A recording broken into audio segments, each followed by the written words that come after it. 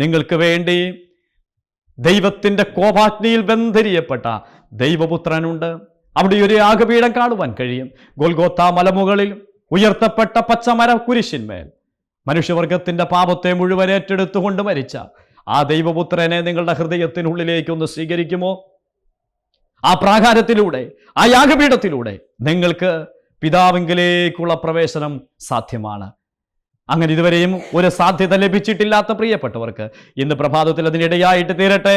അല്ല, എനിക്കും നിങ്ങൾക്കും ഏവർക്കും ദൈവമക്കളായി തീർന്ന പ്രിയപ്പെട്ടവരെ, നമ്മുടെ ഉള്ളവും നമ്മുടെ ഹൃദയവും നമ്മുടെ മാംസവും നമ്മുടെ സമ്പൂർണമായ ശരീരവും ദൈവത്തിനു വേണ്ടി കേഴുവാൻ, ദൈവത്തിന് വേണ്ടി മാറ്റിവെക്കുവാൻ കോരഹപുത്രന്മാരെ പോലെ അപ്രകാരത്തിനു വേണ്ടി വെമ്പുന്ന ഒരുക്കമുള്ള ഒരു ഹൃദയവുമായിട്ട് ദൈവമുമ്പാകെ പ്രാഗൽഭ്യത്തോടെ നിൽക്കുവാൻ സ്വർഗം എനിക്കും നിങ്ങൾക്കും കൃപ നൽകട്ടെ. ഈ ലോകത്തിന്റെ മാലിന്യം നമ്മുടെ ജീവിതത്തിൽ ഒരിക്കൽ പോലും ഏൽക്കാതെ പാപത്തിന്റെ മേൽ വിജയം കൈവരിച്ച് പാപത്തോട് യാതൊരു കോംപ്രമൈസും ഇല്ലാതെ മുന്നോട്ട് പോകുവാൻ ദൈവം നമുക്ക് കൃപ നൽകട്ടെ.